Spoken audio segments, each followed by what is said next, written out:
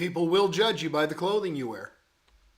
Now, this is not a devotional about jeans and dresses, but I will use them as a key illustration. So let's talk about some important things to make sure you're wearing. Hey, welcome to Mornings with Bishop Robert. However you're dressed this morning, you're always welcome here. Thanks for joining me. My goal is to introduce people to the Jesus they never knew, and then help them get to know him and his word personally and better.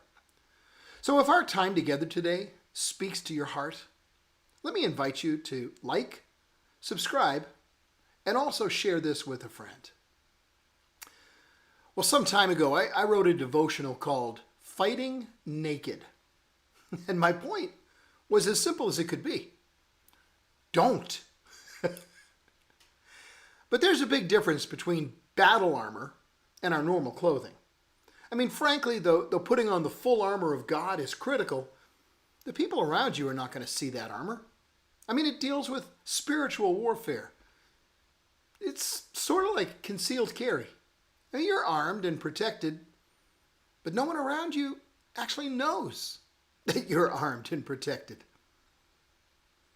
But then there's the clothing people will see as they deal with you. Now, like I said, this isn't a devotional about jeans and dresses, but I want to talk about how to dress for success. But not just with clothes. You know, some days ago, I was meeting with my friend and mentor, Bishop Charles Travis, and he and I were commenting on the way someone nearby was dressed. Pretty hard not to notice because dressed was kind of an understatement. The amount of clothing covering that person's body was minimal, extraordinarily tight, and left absolutely nothing to the imagination. Bishop Chuck mentioned a woman he had seen at the bank earlier in the week who looked as though she had just rolled out of bed in nothing but her bra and panties and headed out to do her banking. Well, Paul tells us, put on then as God's chosen ones, holy and beloved, compassionate hearts, kindness, humility, meekness, and patience, bearing with one another, and if one has a complaint against another, forgiving each other, as the Lord has forgiven you. That's how you must forgive. But then above all these things, put on love that binds everything together in perfect harmony. That last part, that's today's verse. Above all, clothe yourselves with love.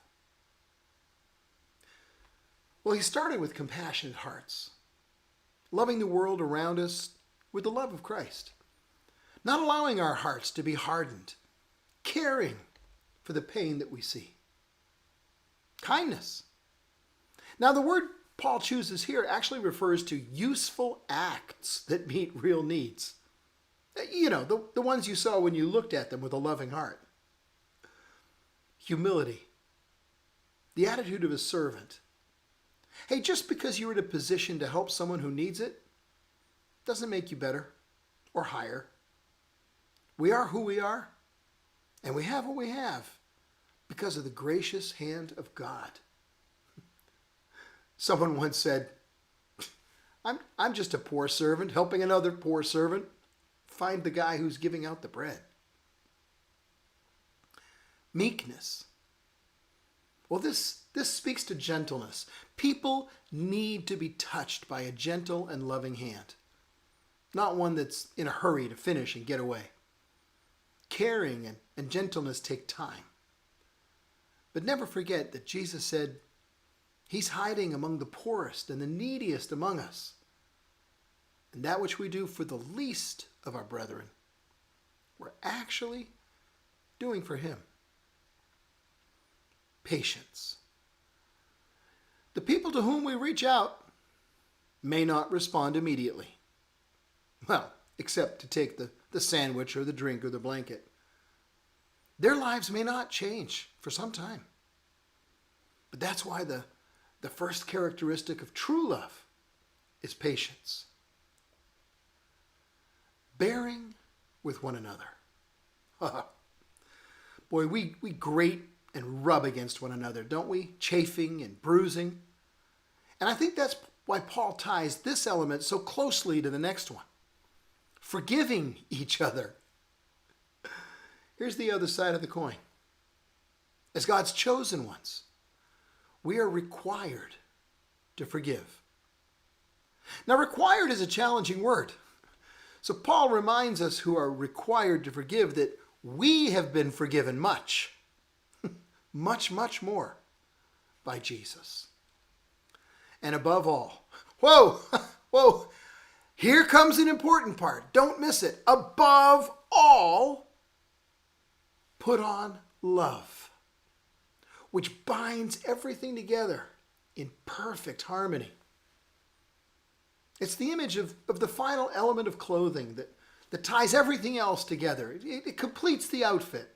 Without this, the other pieces could be nice, but they're just not a proper ensemble. But love makes the difference and binds it all together. Perfect harmony. Love makes the difference. And once you put on love, above all the rest, then you're dressed for success in His service. Friends, we just run through these times so quickly. Before you go, could I ask you to help me introduce people to the Jesus they never knew and help them get to know Him and His Word personally and better? Please like this video. It really will help more people see it. And then click follow or subscribe so that you and I can get together every day. Hey, one more thing. Share this video with a friend, would you? Because as you do, you're part of the team, touching hearts all over the world with the love of Jesus. Thank you for helping.